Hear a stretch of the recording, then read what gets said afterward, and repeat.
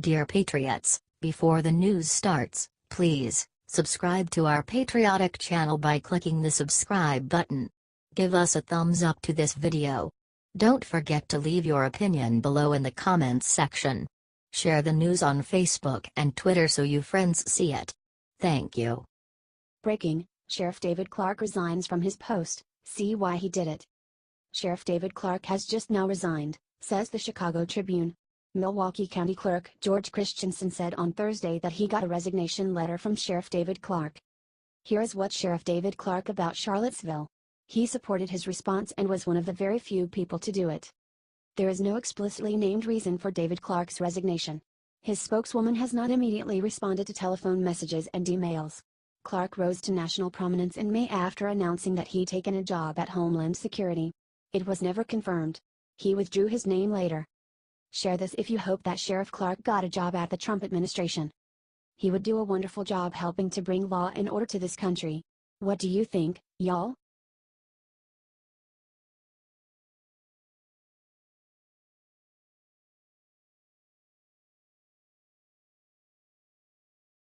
He's a saint. Trump just gave something unthinkable to Hurricane Harvey victims. President Donald Trump just keeps hitting home runs when it comes to responding to Hurricane Harvey. He started working weeks before the storm. It took him almost no time to go and visit Texas to meet with organizers, and he is going back to visit the flood areas on Saturday. However, none of those hold a candle to what Trump just did for the hurricane victims today. President Trump is donating $1 million of his own money to the victims of Hurricane Harvey. Sarah Huckabee made the big reveal during Thursday's press briefing. The reporters, of course, didn't even take the good gesture for what it is and wanted to know which charity it would go to. Huckabee made it clear that Trump had not yet picked a single charity but was open to many of the amazing groups helping out. He's actually asked that I check with the folks in this room since you're very good at research and have been doing a lot of reporting into the groups and organizations that have the best and most effective in helping and providing it, and he would love some suggestions from the folks here and I would be happy to take them. That right there's just the kind of leader Trump is. He is not happy just doing the job of president. When push comes to shove, he goes the extra mile. Help share the good news out everywhere and comment amen to send Trump a prayer.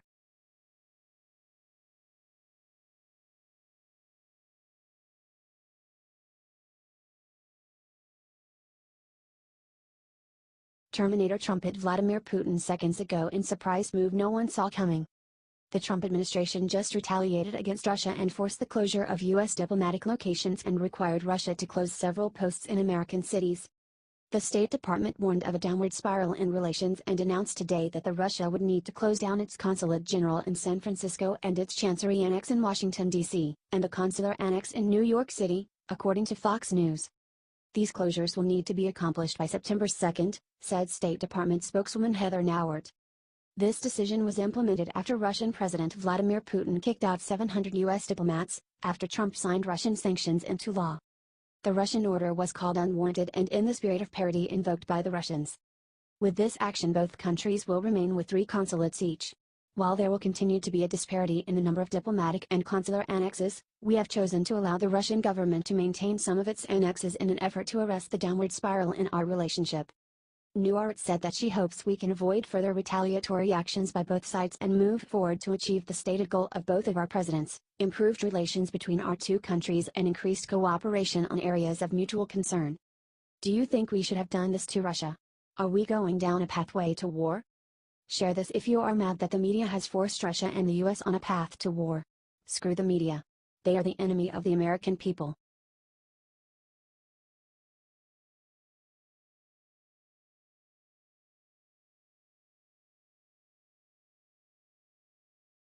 Moments after attack on Trump, Kim Kardashian West got slammed with brutal payback. Reality TV star Kim Kardashian West just told the world how she really feels about President Trump, and surprise surprise, it makes zero sense. Anyone can run the US better. My daughter would be better, she told Harper's Bazaar Arabia on Wednesday. We've worked so hard to get to where we were and to have so many things that we were so proud of in our country, to just literally revert backwards is the most frustrating thing. In case you weren't aware, her daughter is 4 years old. Which essentially means Kardashian West would prefer no one run this country and we just give up completely. Every single day when you can't really believe what's going on, the next day is something else even more crazy and tragic, she said. It's really scary, the world that we're living in now. And when you did feel safe at home, now with Trump in presidency you just don't feel safe anymore. Last time I checked, the most recent tragedy hitting our country was a hurricane. Something a president clearly has no control over. But despite Kardashian West's downright silly claims, she couldn't stop the real surprise from coming out just moments after. As it turns out, Kim's husband, rapper Kanye West, publicly stated that if he had voted at all in November, it would have been for President Trump. But West didn't stop there. The rap mogul set up personal meetings with the then president-elect in December and posed for photos with him in the Trump Tower lobby. West tweeted about how he'd met with President Trump to discuss multicultural issues, including bullying, supporting teachers, modernizing curriculums, and violence in Chicago. But Kim wasn't finished eating crow. Not only did her husband stand with Trump, but it was revealed that Caitlyn Jenner also pushed Kardashian West to vote for Trump. Maybe Kardashian West should just admit she only cares about headlines and really knows nothing about how a nation is led. She couldn't offer a single example of these crazy and tragic events being directly caused by President Trump or his administration, and could only offer a silly nonsensical jab. Celebrities need to jump off the leftist bandwagon and use their exposure and popularity for something positive. American citizens deserve a nation united, and thoughtless attacks on our leaders only make us look weak. If you're sick of these uneducated celebrities and want them drained with the rest, share this with the world, y'all, and show how much louder we can be. Source: thehill.com.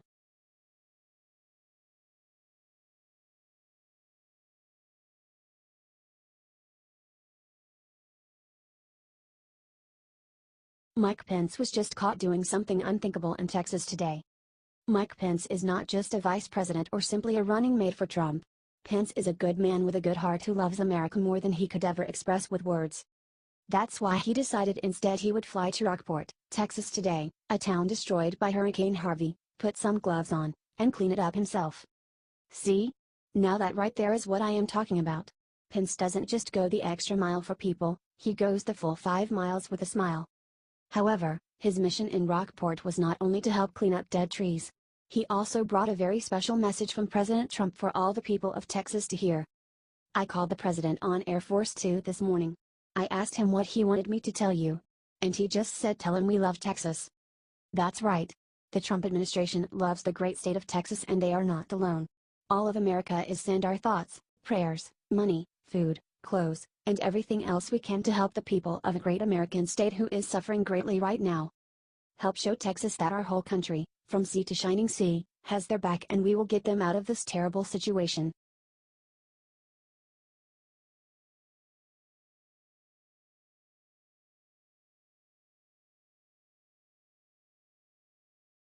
Right after resigning, Trump just gave Sheriff David Clarke the best job of his life.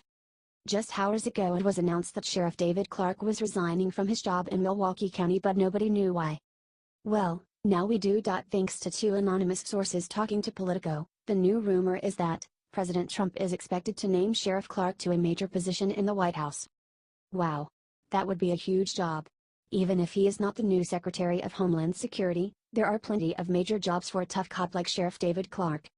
When asked directly about the new job, Clarke simply responded, "I'll talk about my future plans next week." The rumor from the 2 sources is that Trump is going to give Clarke a position that will not need Senate confirmation. To be fair, those Senate things can take months with the obstructionist Dems. This will also be the second time Trump has offered Sheriff Clarke a job. Back in June, Clarke was offered a position in the Department of Homeland Security. However, at the last minute, Clarke turned it down. Looks like he finally changed his mind. Let's help give Sheriff Clarke the warm welcome he deserves by sharing this everywhere as soon as possible.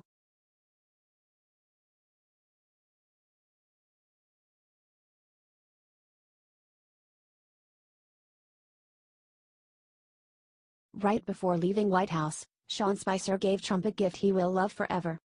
In case y'all didn't know, this week was Sean Spicer's going away party at the White House. Sure, there were some tears and everyone misses him, but he left just like he entered, with class. Spicer's time as press secretary was brief, but the media was brutal on him every second he was there. Not even that could stop Spicer from giving Trump a gift even a billionaire president will love. Spicer thanked President Trump for giving him the biggest honor of his entire life. In a final goodbye email to all his friends at 1600 Pennsylvania Avenue, Spicer wrote, "It has been the honor of a lifetime to serve the President and the American people as the White House press secretary. I especially want to thank the President and the First Lady for their support during my tenure and for giving me this opportunity. Walking into the White House every day is a privilege that few in our country experience, and I am grateful for it. What a beautiful sentiment from a great man who will be sorely missed. He didn't just stop at the President, either.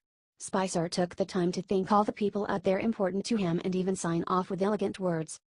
I would not have been able to do my job without the amazing team the President has assembled, especially the dedicated members of the communications, digital and press teams.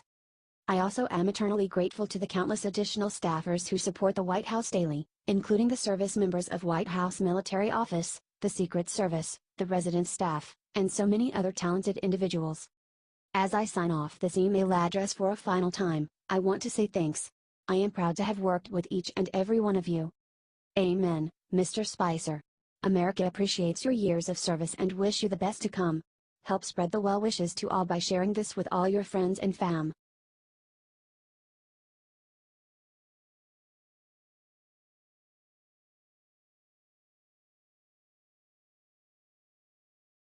Smoking gun. James Comey just caught red-handed covering up Hillary Clinton's crimes. This is a real smoking gun, y'all. It turns out that former FBI Director James Comey did something sickening to cover up Hillary Clinton's email crimes, and Obama totally hid it. James Comey drafted his announcement to close Clinton email case before he ever even interviewed Hillary. That's right. Director Comey decided he was gonna say that Hillary was extremely careless instead of a criminal before he ever even finished his investigation. The new transcripts reveal that James Comey sent the draft of his closing statements for Hillary Clinton's email investigation in late April. However, the investigation was not completed until July. Now, couple this with the fact that Comey was pressured by former Attorney General Loretta Lynch to call the criminal investigation a matter and a secret meeting that Bill Clinton had on the airplane with AG Lynch, and tell me there is not something here. The next question is simple: should James Comey be held accountable for obstruction of justice while serving as FBI director? It looks like both Senators Chuck Grassley and Lindsey Graham thinks it's time to take real action against Comey. They released the story to the public, not as anonymous, and they wrote a very angry letter to the new FBI Director Christopher Wray about it. Conclusion first, fact-gathering second, that's no way to run an investigation. The FBI should be held to a higher standard than that, especially in a matter of such great public interest and controversy. This is a very serious charge, y'all. James Comey may have acted as FBI director under the directions of Obama to assist Hillary Clinton in a presidential election. Help get this shared everywhere, and let's show Trump it's time to take them down.